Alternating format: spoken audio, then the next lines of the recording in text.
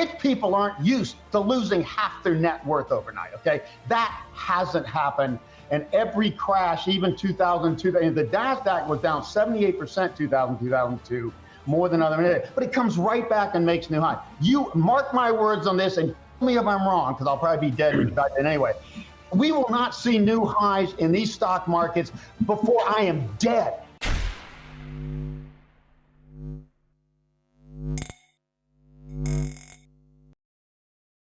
Hey guys, welcome back to Library of Wealth. Today we have Harry Dent and Gareth Soloway sharing their prediction for the crypto market and the economy in the coming months. Dent states that the stock market will not see new highs anytime in the next 20 years and believes that there will be a recession, possibly a short depression, and explains how the US will react. He also thinks that China will experience the worst debt restructuring in history. Dent also believes that Bitcoin could become the standard for a global digital economy and says the dollar is in a serious decline. Gareth Soloway also discusses the currency war between the United States and China, where China is attempting to take down the US economy and become the world's leading power. Let's get right into the latest interview with Gareth Soloway and Harry Dent as they give their thoughts and predictions for what we can expect in 2023. Don't forget to hit the like button and subscribe if you enjoy the content we do here on this channel. Let's get right into the video. So the dollar will be favored if we go into this recession that a lot of us are agreeing is likely. And I think it will be more a short depression. But we come out of this, the US is going to grow a lot faster than Europe. We're still the strongest developed country, major developed country. But Asia is going to have all the growth. And it won't even be China, okay? China is not going to throw its weight around after this. China is going to get hit the hardest. 22% empty homes, enough to house everybody that'll ever migrate from the world. They've already gone to 60% urban. They get to 80%. They've already built all those houses to stimulate their economy. So they didn't print money, they printed condos, okay? So China is going to go down in the worst debt restructuring in history, and they're going to come out of this week, but Southeast Asia and India are going to be the future. And so demographically, the growth in the world is just going to move towards Southeast Asia and South Asia and in Asia altogether. China will still be big, it just will not be growing like it did. I think, frankly, by the time we get to this realization, the best standard for future money will be, guess, Bitcoin. Bitcoin could become the standard, the gold for the new because it is digital and it is neutral and it is more limited, as somebody said earlier. Bitcoin could end up being the standard for a digital economy globally, where everybody has to tie to that, and that's why when Bitcoin goes down to 4,000, that is my forecast, 10,000 minimum. Even Michael Turpin, my big crypto guy down here, my friend, sees at least 10,000. Then I'm going to be buying Bitcoin. It is a new form of money. So Bitcoin's only potential function is to be the standard because Ethereum does a lot more work.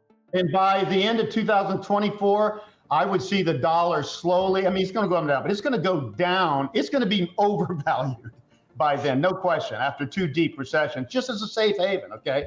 Yeah, I agree. I think it's definitely a Cold War with China. China is slowly trying to take the U.S. down, and it's kind of Belt and Road development kind of becoming the biggest player. China wants to be that major influence all over the world, the one that's in control like the U.S. has been for so long. So I absolutely agree. I think this is just part of the plan for them. And do I think that they really care that much about Russia in terms of maybe supporting them? No, I don't think so. I think it's more in their bigger scheme of plan of what they're trying to achieve by destabilizing the U.S. and ultimately destabilizing the U.S. dollar. So it's all this kind of complex thing. I agree that ultimately you could be starting that hot war like we know is going on with Russia and Ukraine, and you have all these countries that they're into that war with just little bits, right? It's just a little bit of here, a little bit there, but it ultimately creates the potential for a world war type of situation.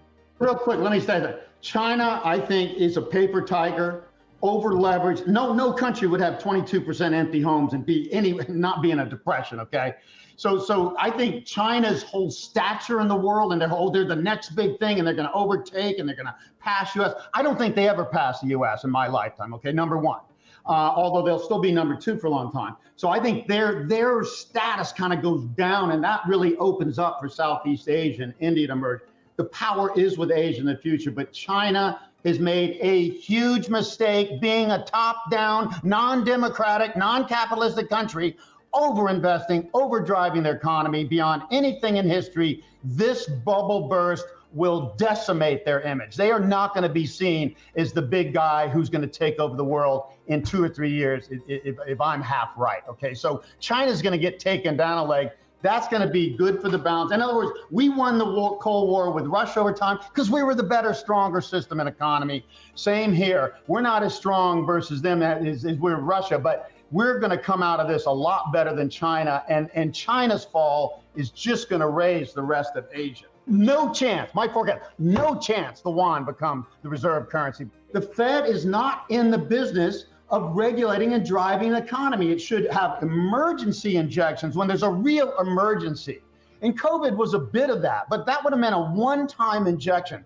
I would have had no problem with a trillion injection in the early 2009 and that downturn, and maybe something like that in COVID short term. But to keep saying the economy has to go up and we can't have a recession, we would have no economy without recessions. If you don't understand that recessions are just as important in booms, like sleep is just as important as waking, then you don't understand the damn economy. So I don't think these people know anything. I don't think the Fed should be in the business. They should be providing enough money to conduct business and responding when there's a real short-term emergency, short-term. They should not be in charge of preventing recessions, which are the most fruitful thing the economy ever does. Downturns, recessions are not bad. If you don't want a big recession, don't have a bubbly boom and overstimulate. And we've been stimulating nonstop for 13 years until last year. Insanity. Yeah, and I think it's important, and what Harry's saying is absolutely correct, is that when you have a baseline, right, if you just keep recessions so the booms are just a little up, then the recessions are a little down. It's when you stimulate, you create the huge bubble, which in response then has to have the big downside as well. It's just the nature of life, right? I mean, if you're going to do a lot of drugs, you're going to have a big crash on the other side. I mean, it's the same kind of principle there. So definitely 100%. I do see a recession coming in the second half of this year. I'm looking at it in terms of the jobs data. We're starting to see that crack in the last report. I think we get another one next Friday. We've seen the inflation numbers come down, but not enough to enable the Fed to step in. And that's the key, right? So getting inflation from 9% down to 5%, easy. It's that last, 5 to 2 that's going to be the trickiest thing. And I think that's where people in the market, for me, I look at the stock market, I'm slowly moving in more and more into the short side of the S&P and the NASDAQ. And that's purely from the aspect of investors are in this phase of saying, okay, the Fed will rescue us no matter what, because we've been conditioned just like an animal. The bell rings and you run to get the food. That's the way the market investors are. The Fed, the difference here is that with inflation north of, let's say, 3%, I don't see how they stimulate in the same way, because then they're going to send inflation to 20%. Instead of 9, it's 20, right? So yeah, I think recession second half. I'm not predicting a depression at this point. I think that comes later in the decade with the 100-year cycle, just like COVID and the Spanish flu. But I think this is the beginning of that table setting for it. Dent predicts that the dollar will slowly go down after the recession and will be overvalued by the end of 2024.